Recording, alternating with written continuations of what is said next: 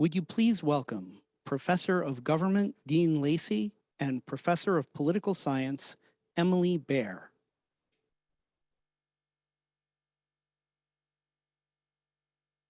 Thank you. It's our great pleasure to have time with a leader in the new field of data-driven journalism. Harry Enten is senior data reporter and the host of CNN's Margins of Error podcast. He was previously a senior writer and analyst for CNN Politics, covering politics with a focus on polling and elections. Prior to joining CNN, Harry was a senior political writer at 538, where he became known as 538's Whiz Kid for his sharp analysis of politics using polling data combined with demographics and history. Enten graduated Phi Beta Kappa summa cum laude from Dartmouth College in 2011 with a degree in government. Please join me in welcoming Harry Enten back to New Hampshire.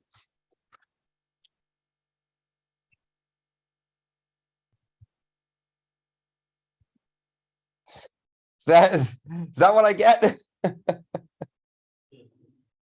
I guess that counts as the intro, huh? That's the introduction. I thought you were going to read off 10 articles, maybe I could give you a birth certificate. You could find out that I was born in Manhattan, New York. I appreciate the introduction, and I will say it's so weird to think that I graduated in 2011. It's literally been nearly 11 and a half years since I was a student at Dartmouth. And I think that really just gives you an indication just sort of how much time flies and how important it is to sort of take advantage of the opportunities that you have up in New Hampshire. It's such a great political state. There's so much rich history. There's going to be the New Hampshire primary in a few years. Obviously, we have a very hot Senate race going on in the state right now between Maggie Hassan and Dan Bodek. I think Hassan's probably going to win that, but we can get into that a little bit later. And obviously, 2 House races, a little bit more competitive in the first district than the second. But, New Hampshire has a rich political history. And so I'm glad that I'm going to be able to talk with you this evening. I've been thinking about sort of what it was that I wanted to discuss in my introductory remarks. And I think the thing that I ultimately landed on is uncertainty. And what I mean by that is, the longer I live, the less I feel like I know. When, I was a student, I remember it was during the 2008 campaign, was the first campaign that I was a part of up there. That was obviously a historic primary season. For those who don't recall, Hillary Clinton defeated Barack Obama in the New Hampshire primary when all of the polls said that Barack Obama was going to win that primary. I literally remember the morning of that primary.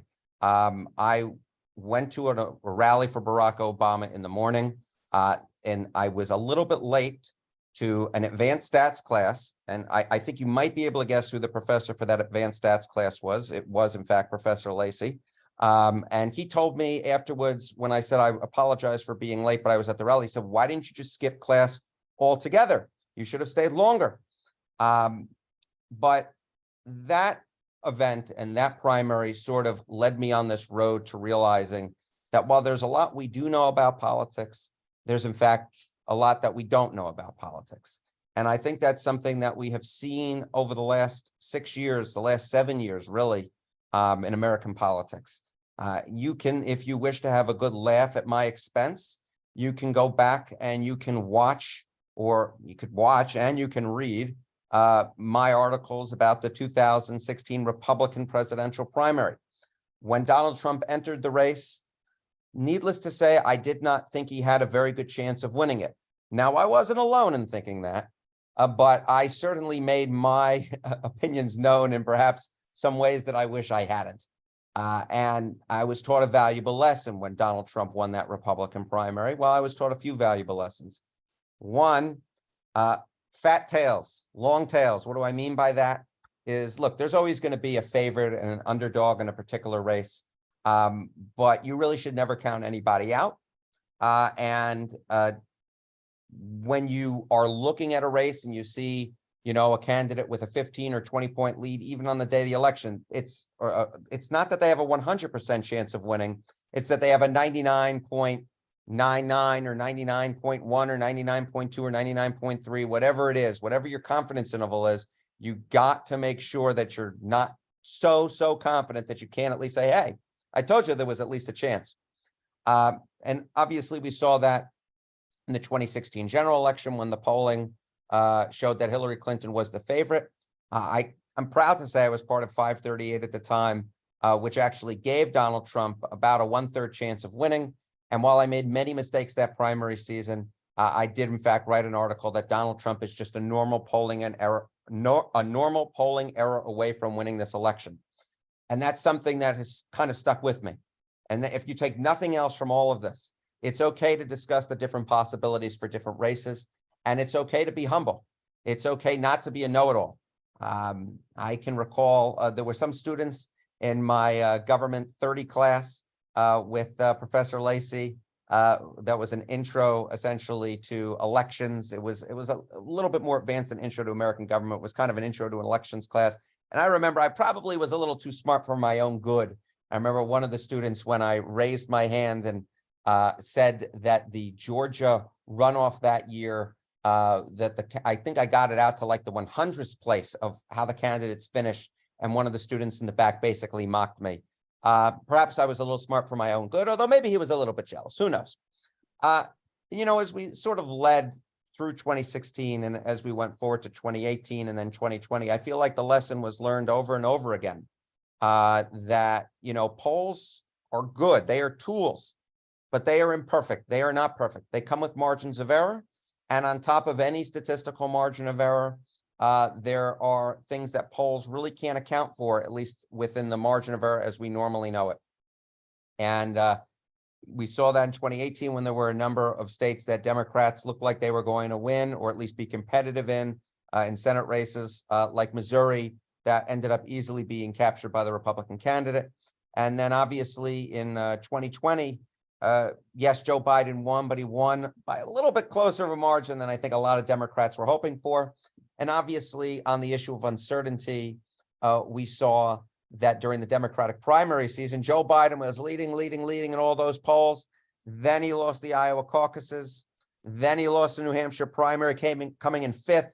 I don't ever recall any candidate during my lifetime who finished in 5th in the New Hampshire primary and went on to win their party's nomination. But Joe Biden did it. He was able to come in 2nd in Nevada and then obviously won in South Carolina and took off from there. And that just fits in with uncertainty. There are a lot of things that we haven't seen before. We try to statistically model it, but it's not going to be perfect. And I take that lesson very, very seriously as we sort of headed into the 2022 campaign. I don't think it will come as a surprise to those who study American politics, but oftentimes the party in power, the party that holds the White House, tends to do quite poorly in presidential midterm elections. Midterm elections. The president's party does not do well in midterm elections. And so as we headed into this year, I thought Republicans had a pretty good shot of taking back not only House control, but Senate control. But years can get very interesting very, very fast. I think about a year ago it was when the inflation rate started to really rapidly climb in the United States. I don't think if you asked most people outside of perhaps Larry Summers, who obviously is associated with another fine institution, one whose name we shall not mention. Outside of him, I don't think very many people thought that inflation would be the issue that we thought that it is today. In fact, about a year ago, what was really the number one issue? It was really the coronavirus. But as the fact that a lot of you are sitting together in the same auditoriums tonight, I think it gives you a pretty good indication that that issue has very much fallen by the wayside. And while it was listed as the most important problem facing the country from about let's say March, April of 2020 through really the beginning part of this year, really doesn't rank higher than 1 or 2% in most polls as the most important problem now. I don't think a lot of us would have seen that coming. And as we entered sort of the new year, inflation, the economy, big issues, huge issues. But then we walk a little bit along in the year. And while I think a lot of Democrats thought that there was a decent chance that the Supreme Court would overturn Roe v. Wade, I don't think that everyone was really could really conceive of a universe in which a Supreme Court ruling that had been in existence for 49 years would get overturned. But then, of course, June came along. Well, first May, obviously, with the leak of that ruling, and then June when the actual ruling came down, that all of a sudden transformed, or at least in my mind, had the potential to transform the American political scene. And obviously, if you have looked at polling, you would have seen all of a sudden abortion start to climb on the list of most important issues facing the country, or at least climb on the list of most important issues for people's midterm vote. And now perhaps that is in fact receding a little bit, and inflation is once again jumping well out ahead of abortion as the most important issue. The bottom line is that humbleness, being humble, being willing to change one's mind, being willing to say, you know what, this is a possibility, but this is also a possibility. I think that's something that's very key and something that I've tried to develop over the years. And what's also been key and something that I've been trying to develop over the years is trying to get across to the public this uncertainty. You know, as mentioned by Dean, and I think I mentioned earlier on myself, you know, I was part of 538, which sort of pioneered in some ways the probability game, right? So-and-so has a 73% chance of winning, 74%, 75%. I'm not entirely sold that that's the best way of sort of getting across the different possibilities to folks. I have tended to, in fact, lean down an old crutch, which is, you know, something is within the margin of error, or something I call the real margin of error. That is essentially looking back at polling over time and saying, okay, here's the 95% confidence interval of the results based upon how good the polls have historically been, or if you're building a model, how good the polls, and you add in demographics, you add in stuff, perhaps like Cook Political Report ratings, the ratings from Inside Politics. How good have we actually been? So uncertainty is something that I am continuously trying to get across and continuously working on ways to sort of get across. And if any of you have any great ideas, I would love to hear it, even if not during the Q&A, certainly afterwards. The only other thing that I'll sort of add as I sort of am thinking about this election cycle and thinking about sort of where I've been and sort of where I'm going is I really just wonder where we are going to be going. I really do. If Republicans do in fact take back control of Congress, what are their majorities? Where are the parties going? Obviously, we know that Donald Trump right now is sort of the face of the Republican Party. Will he run in 2024? I don't know. Will Joe Biden run in 2024? He says he's running. Will he actually declare? I think there's just so much interesting going on in our politics right now. We have had so many close elections, you know, since 2000. I guess I've been blessed as sort of a student, you will, of American elections. You know, 2000 decided very close, 537 votes in Florida. If Ohio went the other way in 2004, the election would have been different. 2008 is really the only quote unquote blowout that we've seen in which it was very clear pretty much during the entire fall campaign who was going to win. 2012 was a close election. 2016 was a close election. 2020 was a close election. I have no reason at this point to know which way 2024 will go, but this is honestly the most polarized we've been as a country since arguably the 1880s.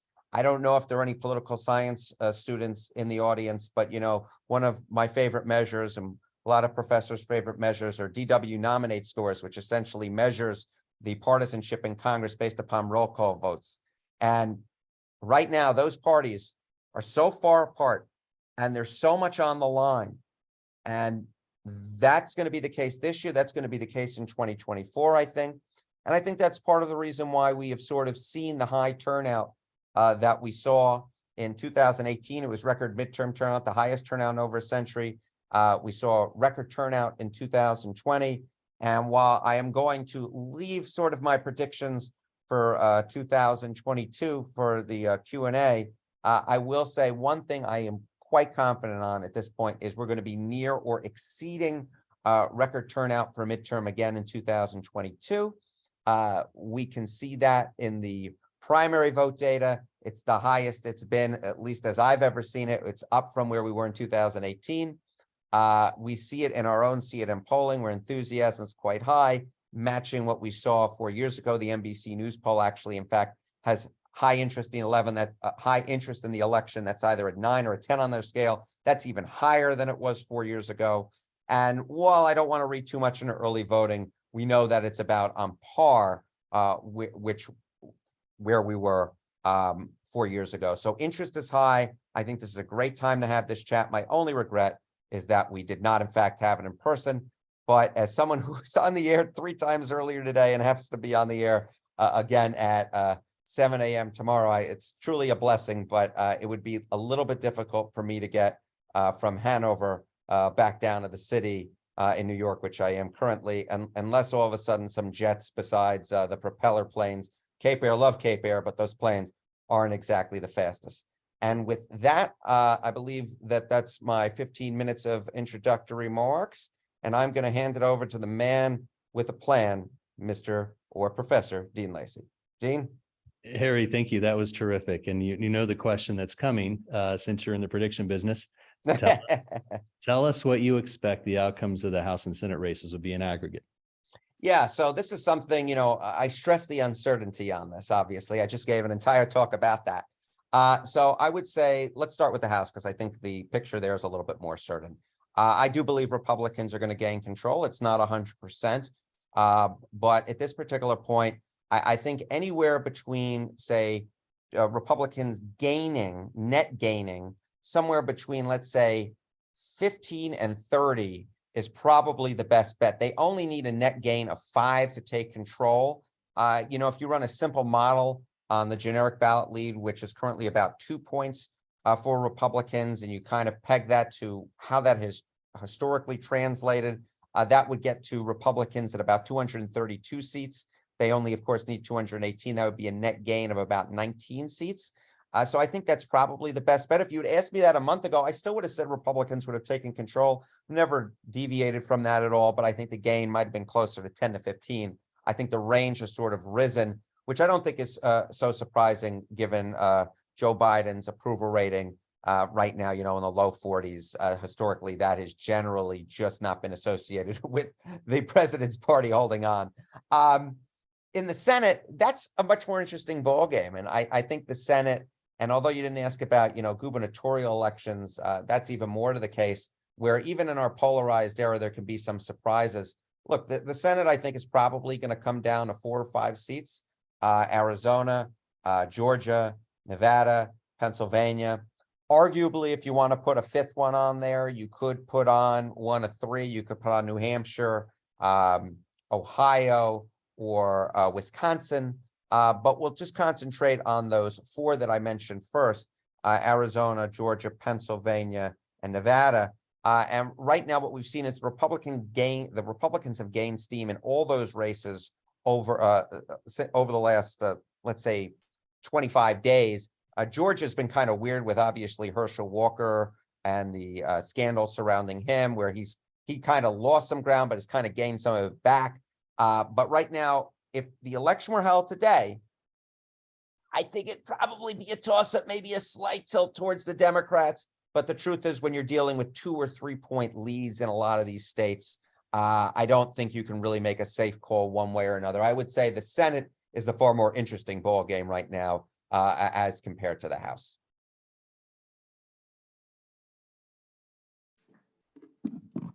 All right, Harry, I want to pick up on that theme of uncertainty that you mentioned. So we're increasingly in what some have called election season, or election month, where as increasingly more voters are voting by mail and voting early voting. What do you think we're likely to know on election night, and what do you think your colleagues in the news media need to do in order to cover those results responsibly as they come in on election night and the days to follow?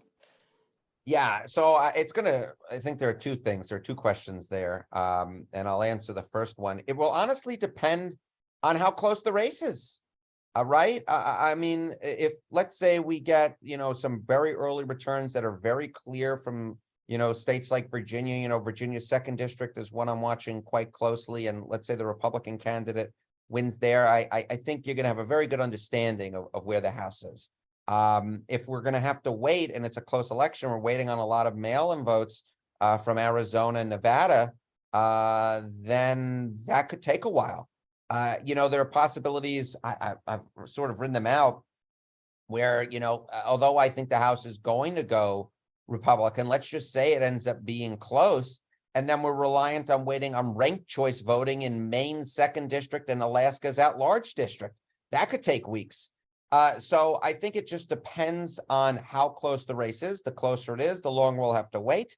The more decisive the result is, the less time we'll have to wait. You think about 2020, if Joe Biden had won in Florida, that election would have been far clearer, far earlier on. Instead, Trump won by over 3 points, and we had to wait on the mail-in voting in states like Pennsylvania, in states like Georgia, in states like Michigan. I will say that there have been a number of laws that have been passed to ensure that the mail vote gets counted faster. Georgia did a much better job of counting the votes fast in the 2021 runoffs. Those were the 2 Senate seats that had runoffs because no candidate reached 50% in the November election. I should note, it's quite plausible that the Georgia race may go to a runoff again, and then we all have to wait till December potentially to know who's going to have control. In terms of the media, I got to be honest, I thought the media did a very good job in 2020. I thought CNN in particular did a very good job. I think, we stressed over and over and over again that there could be, a blue mirage in certain states and a red mirage in other states, in Florida, for example, where the early and mail-in votes got counted earlier, and where the Eastern time zone polls closed earlier. You might find the Democrat doing better than you might expect, but then all of a sudden the polls in the central time zone part of the state, the Western Panhandle, may close. And as those election day votes get counted later, the Republican candidates may overtake, versus in the northern states where, in Pennsylvania, where those mail-in votes got counted later, and then Joe Biden slowly but surely overtook Donald Trump. But we were very clear with the audience. I think we just need to be honest with the audience and say it is more important to get the race right than to call it fast. I would much rather take 2 or 3 days to get it right than get, I mentioned earlier on the 2000 election, and that was a black eye for the media. That was a black eye.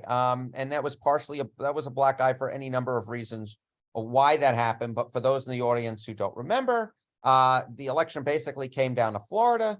All the major networks called Florida for Al Gore in either the late 7 o'clock hour or early in the 8. Then as results started coming in, it became clear that, in fact, Gore wasn't going to win it easily. It went back to toss-up or undecided. And then most networks called it, not all of them, but most networks called it again in the 2 o'clock hour, this time for Bush. But then as more votes got counted, they had to turn the other way and then say, actually, it's undecided. And it was undecided, I think, for 37 days after the election. We don't want anything like that. So I think patience, preaching that different methods of voting will lead to, potentially weird splits with how the votes come in and who's ahead when, and just point out that it's perfectly normal. I think as long as we do what we did in 2020, I think that most, at least neutral arbiters, will say that it was a job well done. Harry, the elections for the Senate, the 4 that you mentioned, I think it's fair to describe the Republican candidates as Trump supporters, MAGA supporters, or whatever we want to call that wing of the party now. What do you think is happening to the Republican Party? Is it now a party dominated by Trump's associates and candidates that Trump has endorsed? Is it a Trump party now? Is there much left of the rest of the Republican Party? So I think it's a good question. And, I'll even note that, as I think through the races, Arizona, Blake Masters, Trump candidate, Georgia, Herschel Walker, Trump candidate, Pennsylvania or Nevada with Adam Laxalt, another Trump candidate. Pennsylvania, Mehmet Oz is, was endorsed by Trump, but I wouldn't consider, he's by far the, most moderate of those guys, but still barely won his primary, barely won it by, I think 1,000 votes, 900 votes. I can't remember the exact total. I'm sorry, my age is getting to me. But he needed that Trump endorsement. Without it, he would not have won that primary. He simply would not have won that primary. So I think it speaks to Trump's power within the Republican Party. But here is what thing I will point out. there's a difference between saying the positions that Trump holds are taking a hold of the Republican Party and Trump himself. And when Trump ran in 2016, he was really the only guy like him. I mean, there were kind of bits and pieces of that populist message, right? Scott Walker, who I thought was a candidate would do quite well in that Republican primary, who was the governor of Wisconsin at the time, kind of have a populist message, sort of that tough New York sort of populist, perhaps. And Chris Christie was running, but really Trump was in his own lane, especially running so hard on immigration. And that made him unique. And that gave him a very solid base. Today, the Republican Party is just in a different place. A lot of the positions that Trump have been adopted by the party as a whole. So just because the party itself may reflect a lot of Trump's ideas, it doesn't necessarily mean it's Trump's party. It may be a Trump party, but it may not be Trump's party. And you can kind of see that right with Ron DeSantis. Ron DeSantis, who at this particular point looks like he's a very clear, heavy favorite to win re-election for governorship in Florida. And, you know, if I were betting, I'd say he's going to run. He's certainly for president in 2024. He's certainly taken the steps, certainly has, you know, gone out, sort of cultivated the media to make me believe he's going to do that. And if you look at a recent Ipsos poll that literally came out yesterday, now the sample size was kind of small, but it essentially asked Republican voters nationwide, you know, who do you want to have a real, you know, a good or great deal of amount of say in terms of the future of the Republican Party? And DeSantis came in with 72% and Trump came in with 64%. That to me is an indication that Trump is far from infallible in terms of a 2024 sort of contest. But who is ever going to win that Republican primary is very likely to sound a lot like Donald Trump, at least on the issues.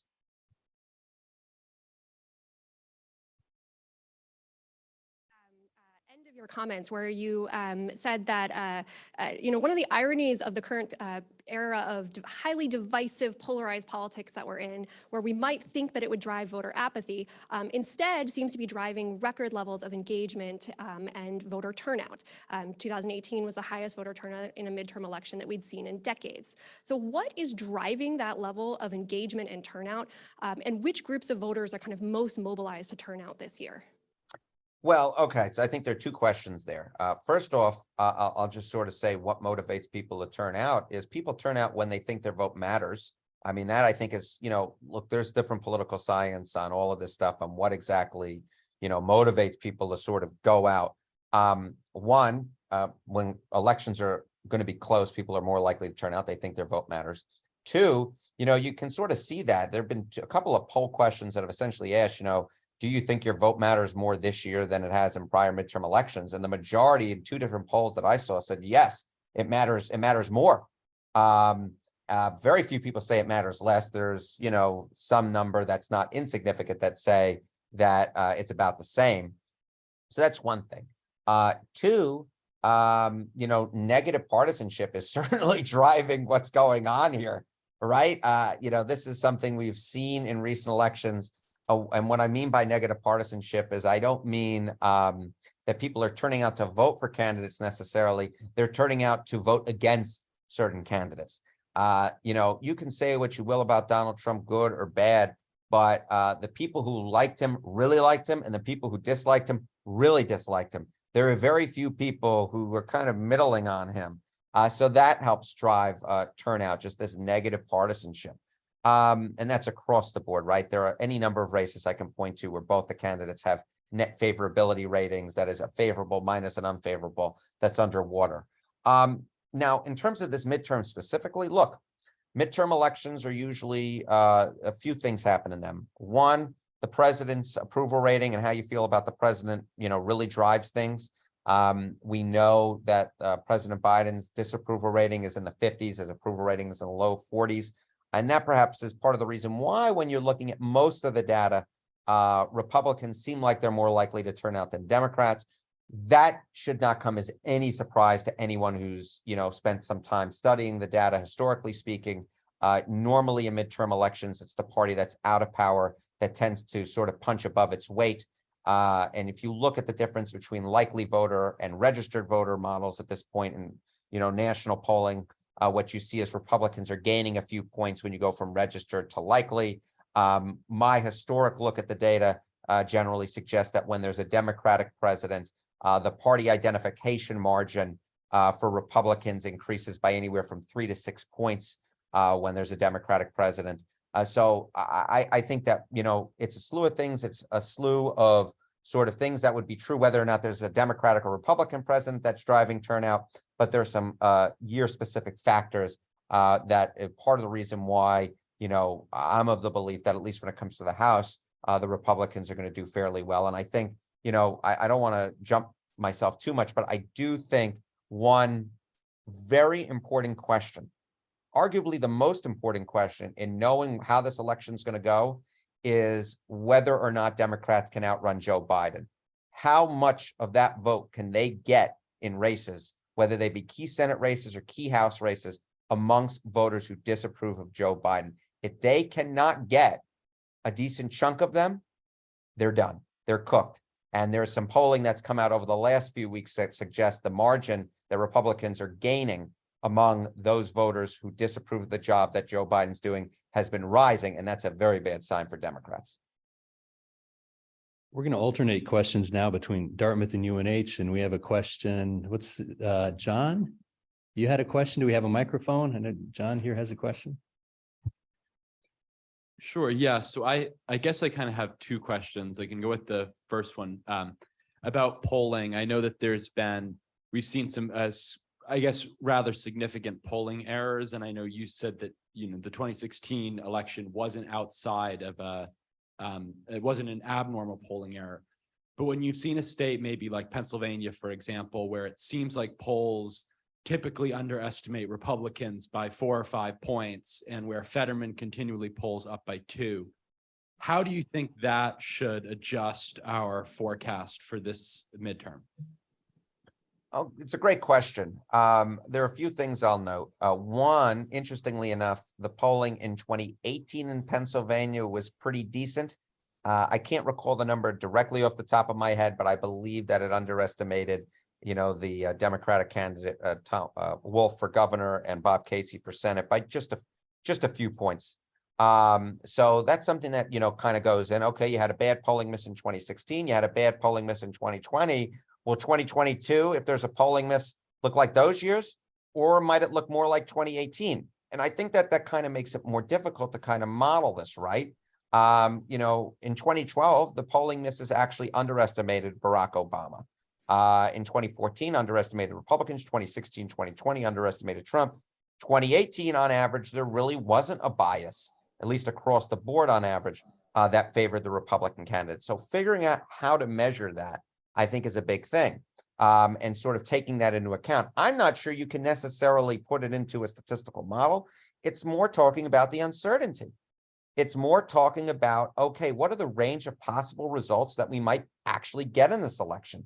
If the polling average at this point has John Fetterman up 2 points, then that, in my mind, is a race that, yes, John Fetterman is favored to win, but is one that we should not be surprised if Mehmet Oz wins. And that's something, if I'm doing a TV segment or I'm writing an article, I'll note that this race is really close. And that, I think, is what I view as our sort of job to do. It's not to just sort of go in there and say, okay, let's take 4 points away from the Democratic candidate or add 4 points to the Republican candidate. That's not what I would be doing. And it's not what I tend to do. It's to note how polls have behaved in these different states over the last few cycles and sort of open up our minds to what those potential errors are. And the other thing I'll just note in sort of my answer here is I'm going to be very interested in seeing how the polls perform this year, because pollsters have been trying to figure out what it is that they're missing. What is the cake? Why is it that the polls have underestimated Democrats in some key great battleground states like Pennsylvania, like Michigan, like Wisconsin?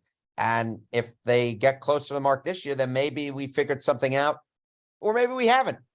That's kind of the beauty of all of this.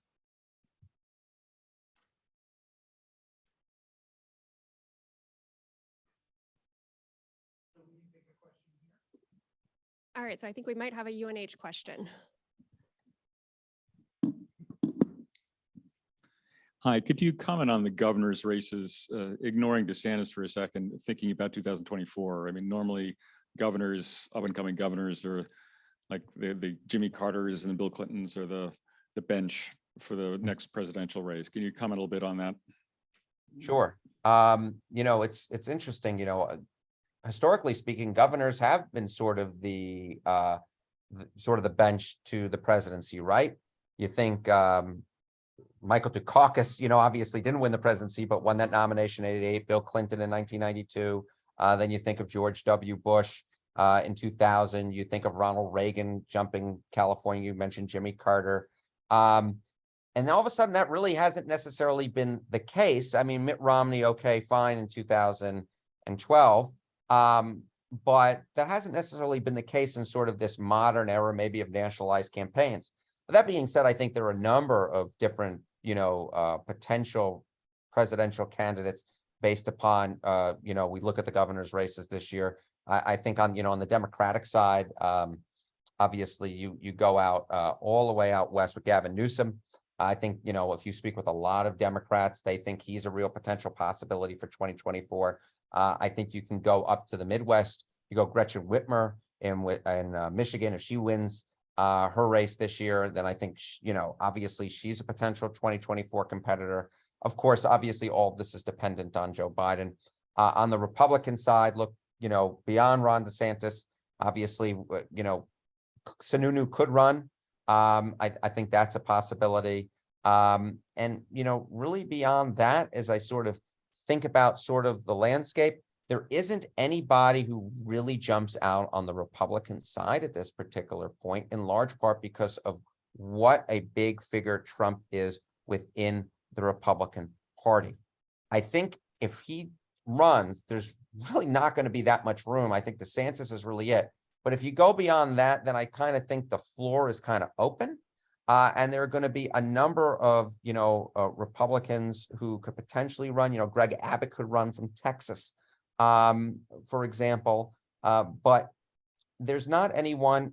There's one other on the Democratic side. I want to Pritzker, J.B. Pritzker from Illinois, I think is a real possibility. I think that Democrats, there's clearly been a lot of interest in kind of running candidates who can run well in the Midwest. And Pritzker has a lot of money. And so he could be quite formidable, even though he's not necessarily been spoken about too much. So I'm going to jump in online over here. And for the folks who are watching online, feel free to drop your questions into the Q&A on the bottom of your screen over there. So the first question we have online is related, again, to the high turnout.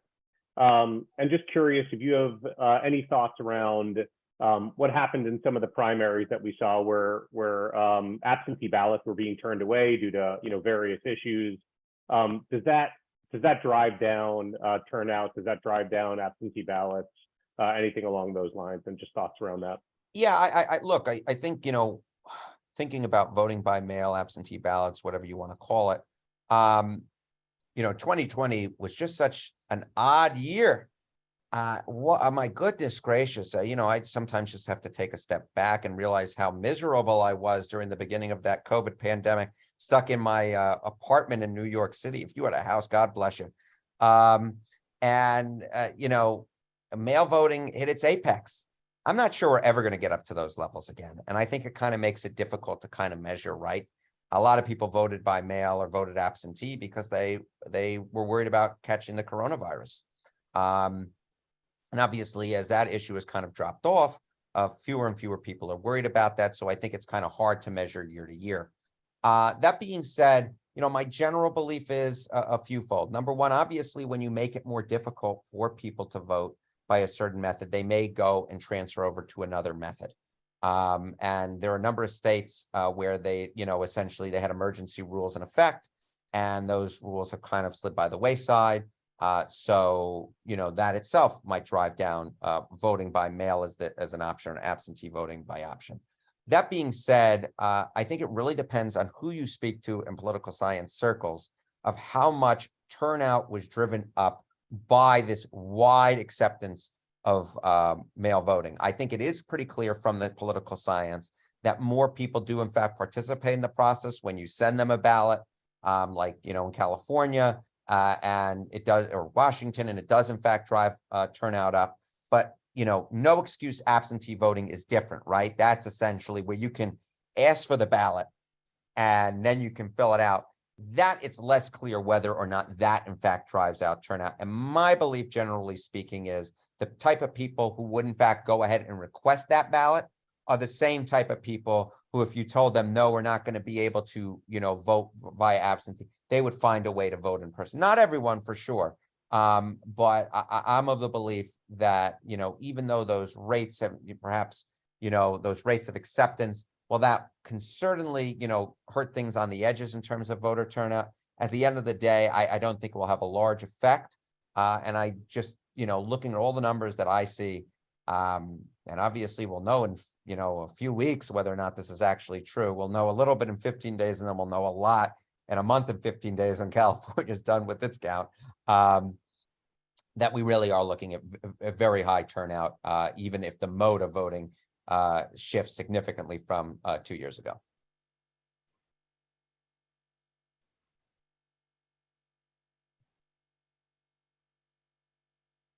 Thank you. Forgive me, it seems a little surreal to be talking about the quality of the data between polling and turnout in an election where more than half of the candidates have told us that they don't accept the results of the 2020 election. We're concerned about the mode of voting, and in Arizona, there are armed paramilitaries patrolling the boxes where you drop off your absentee ballot. We're worried about the modes of voting, and within hours of the 2013 decision in Shelby County v. Holder, you see Republican-controlled states moving to limit every form of expanded voting. You mentioned earlier that feeling that your vote counts drives a high turnout, when more than half of the candidates have told us that they don't care whether the votes actually go in their direction or not.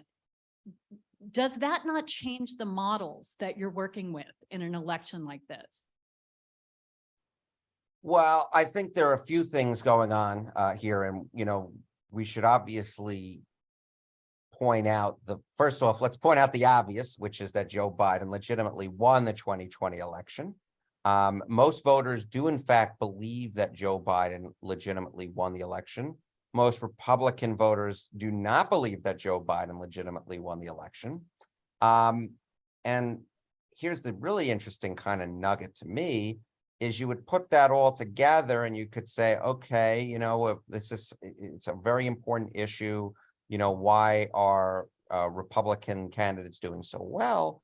And one thing that is absolutely the case is that even though a majority of voters believe that Joe Biden legitimately won the 2020 election, only about 40% of voters say, it was a recent poll, I can't recall the exact state, but they're all pretty much the same on this, said that they in fact wanted candidates to speak out about the fact that Joe Biden had legitimately won. About 20% said that they wanted him to speak out that he didn't legitimately win, and about 40% said it didn't make a difference.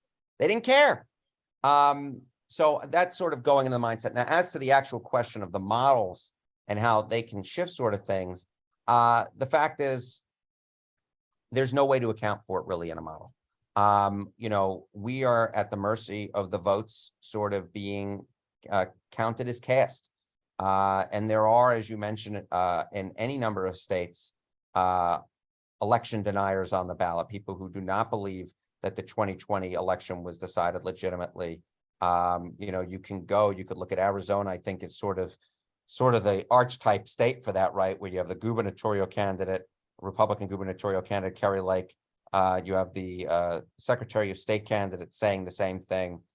There are a number of Secretary of State's races in which the Republican candidates are not saying that they believe that Joe Biden legitimately won the election, or they have major reservations about it. And I think that's, something we haven't hit on yet, which is, we've talked about Senate, we've talked about House, we've talked a little bit about the governor's races. We really haven't hit on the Secretary of State's races. I actually can recall when I was a student, I thought it'd be a fun job to be a Secretary of State. I actually did. It was about elections, about counting votes. It's about deciding, it's really, supposed to be, even if it's a partisan position, it's really a nonpartisan position. And that is an unfortunate turn in our politics as of late, where all of a sudden we can't, just say that the person who won. In this particular year, most of the secretaries of state out there in the states that matter, or the boards of elections, they have a record of counting the votes as cast. Will that be the case in 2 years? I think that's a very different question. I don't know the answer to that question. I would honestly argue it's a scary thing to think about. It's a necessary thing to think about, but it's a scary thing to think about. But at least immediately, I don't believe, it will have that big of an impact of people not counting votes as cast. But 2 years from now, I'm not sure I would have the same answer.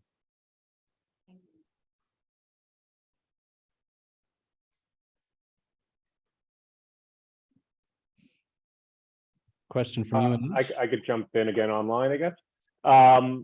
So there was a question actually related to that idea of counting ballots and trust, and to some degree, I feel like you just kind of touched on it.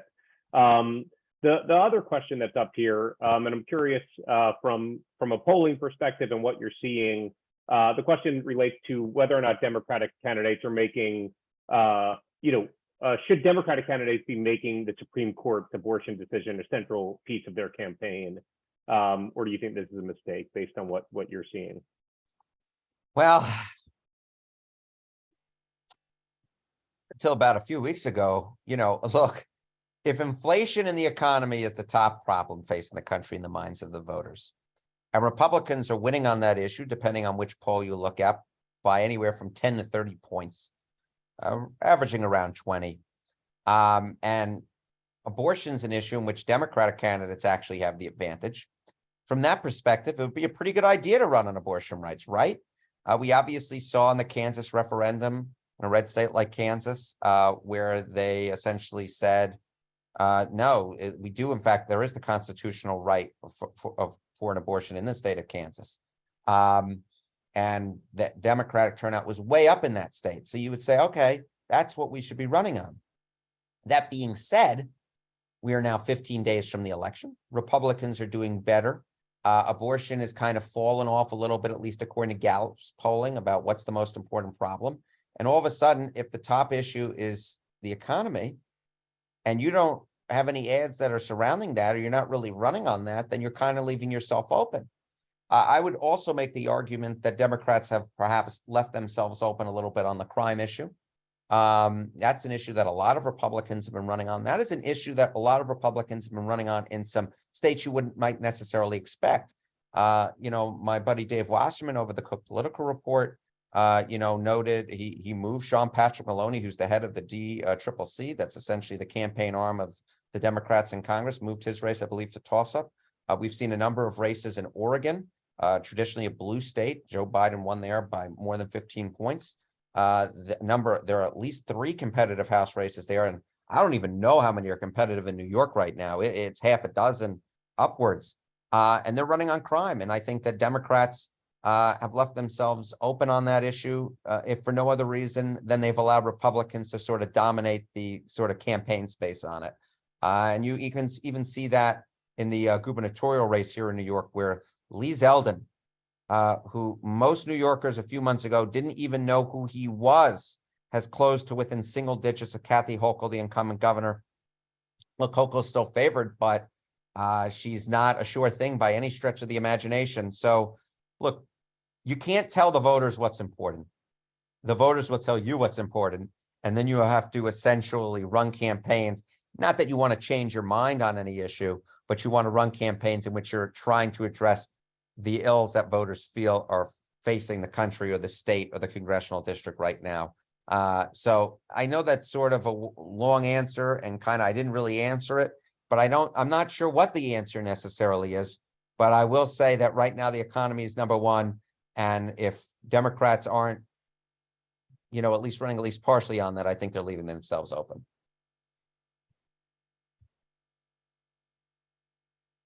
Should we take another question at Dartmouth, or is there one at UNH? Hi, the conventional wisdom on the left side of the Democratic Party for decades has been, if you have more turnout, you're going to win. And it's all about turnout, turnout, turnout.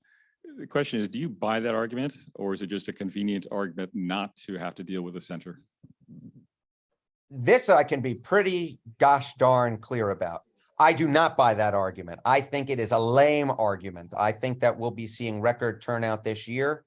And I think that Republicans are going to do quite well about that, around that.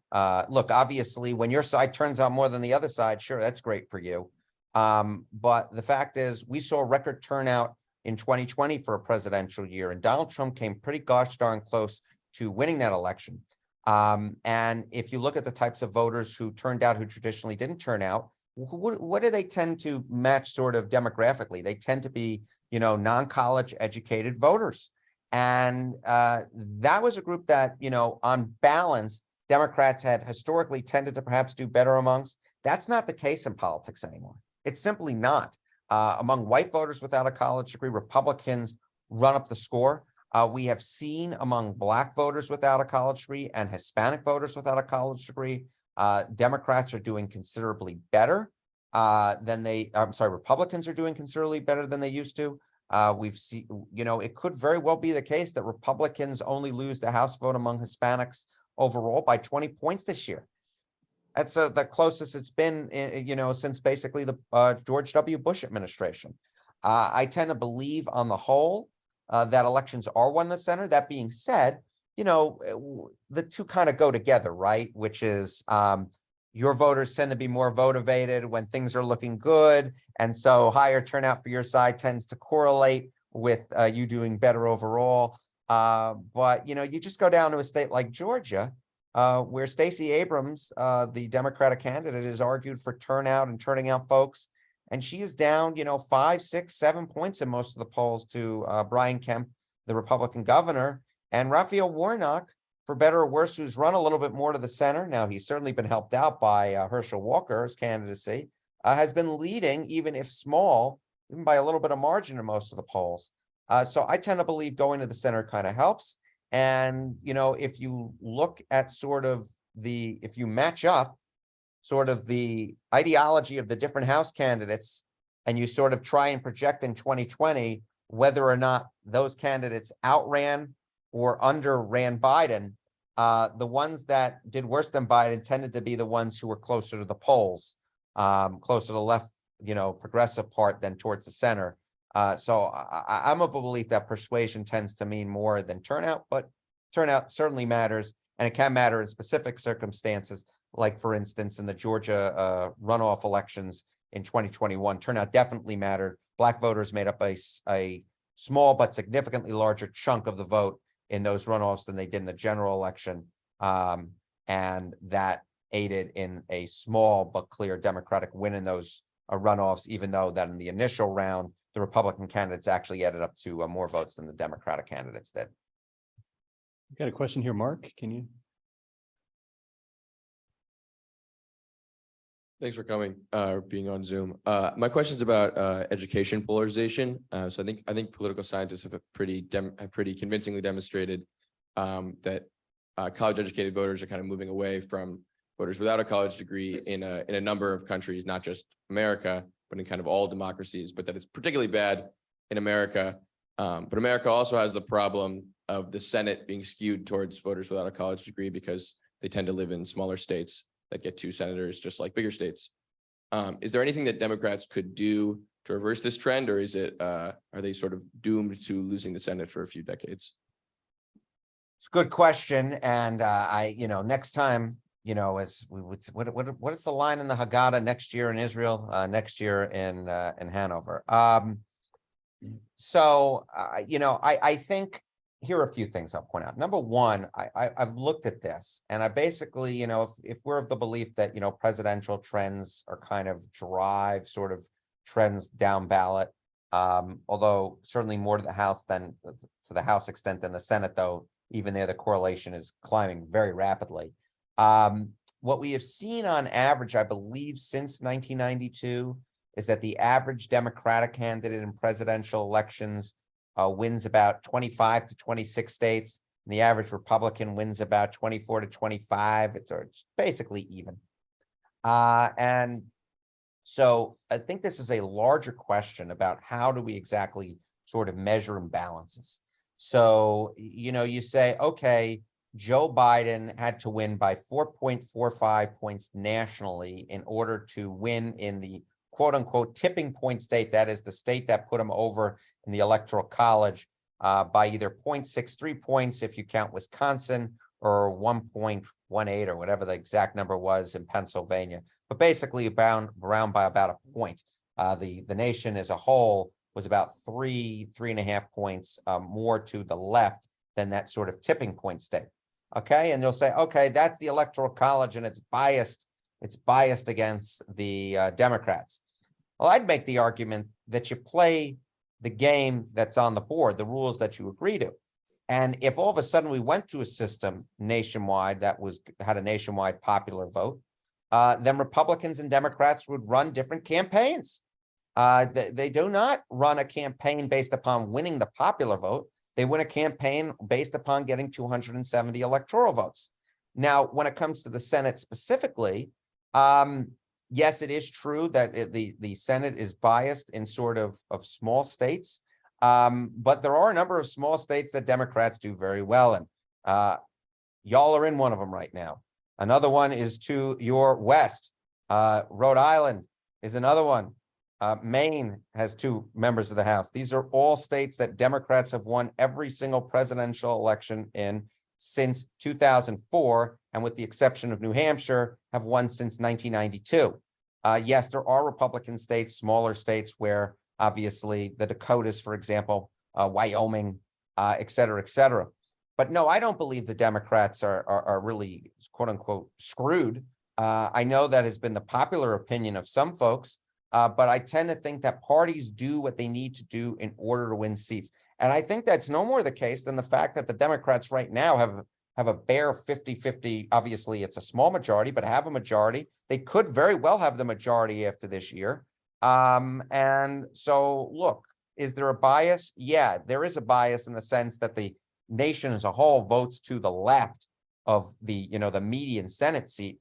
But I would make the argument that candidates and parties play by the rules that they're given and sort of change their messages. And so I don't believe that the Democrats are messed up over the long term. There is a great book by Sean Trende who writes for Real Clear Politics, The Lost Majority. It's something I often say, as a must read. And, the essential argument is that every majority you think is coming kind of sort of flitters away. Will this era be different? Sure, it's potentially possible. Democrats held the majority in the Senate from 1955 to 1980 and held the majority in the House from 1955 through the wave of 1994. So there are periods where that does happen. But in large part in this polarized era, I tend to think that things kind of even out as the candidates and the parties try and sort of build their coalitions to try and find a way to power.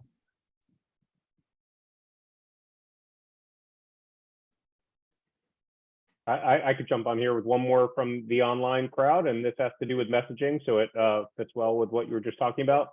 Living in New Hampshire, every local TV ad is a political one. What role do you think advertising plays in the race? Look, if you advertise and nobody else advertise, you're going to be in pretty gosh darn good shape.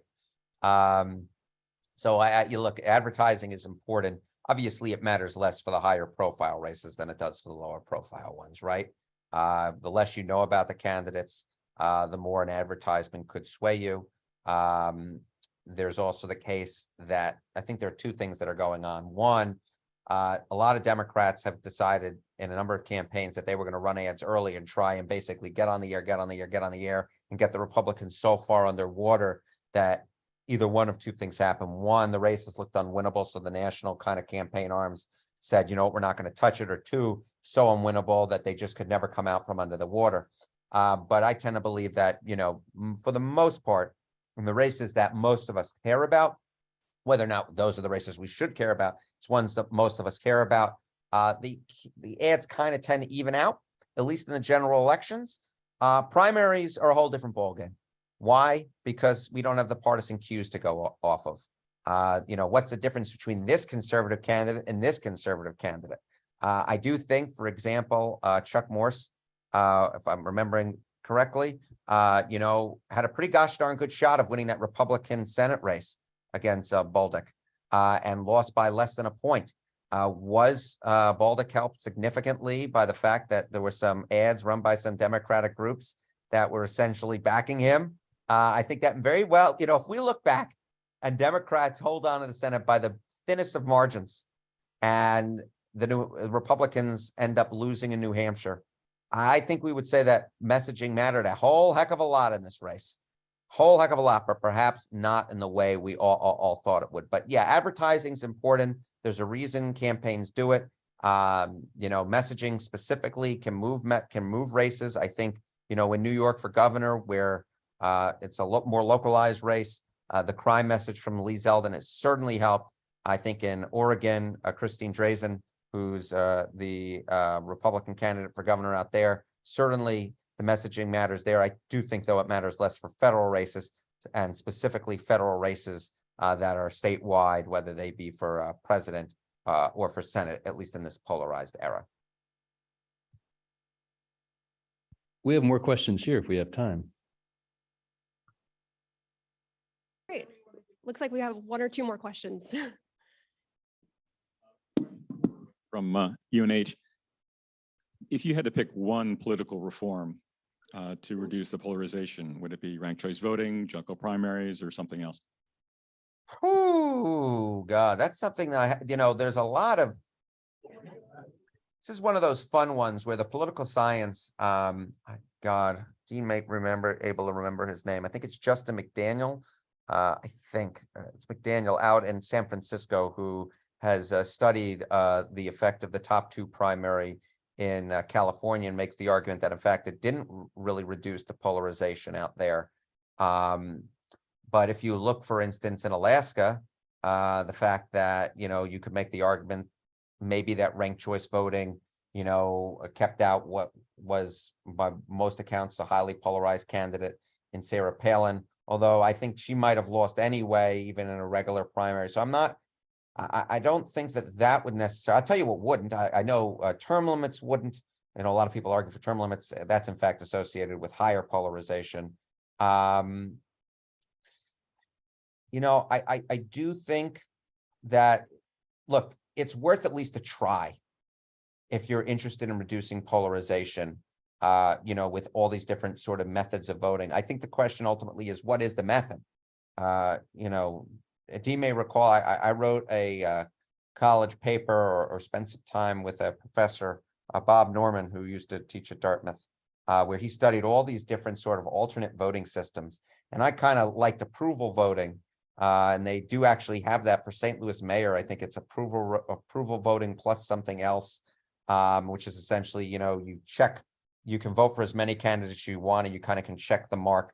I think all this innovation at the local level and then ultimately at the state level is worth the try.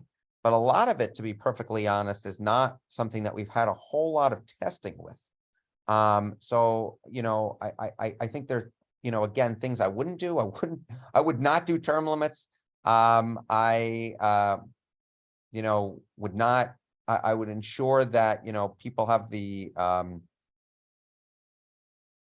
I don't know if I would necessarily, I'm sort of thinking this through. Open primaries, not really. I mean, that did not really help. If you want to make the argument that, Trump was a candidate that most voters anyway saw as extreme, he actually did perfectly fine in them.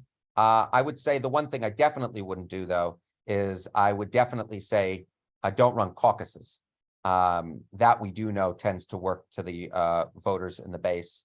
The more sort of conservatives on the right and more liberal or progressive candidates on the left. Sorry if that didn't exactly answer your question, but the truth is it's still sort of an open question.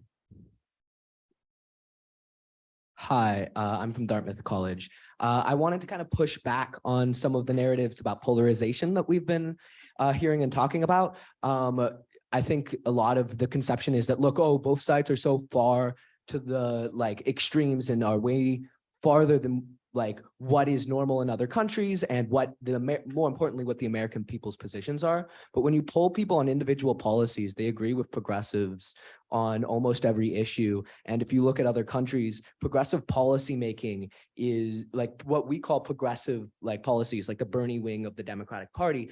That kind of social democracy stance is far more popular in Europe. And the main we can ask what differences there are. And I think one that I'm going to point to and ask about is specifically money and politics. Earlier, when talking about the Electoral College, you said that like the game is, we have to play the game that we are given.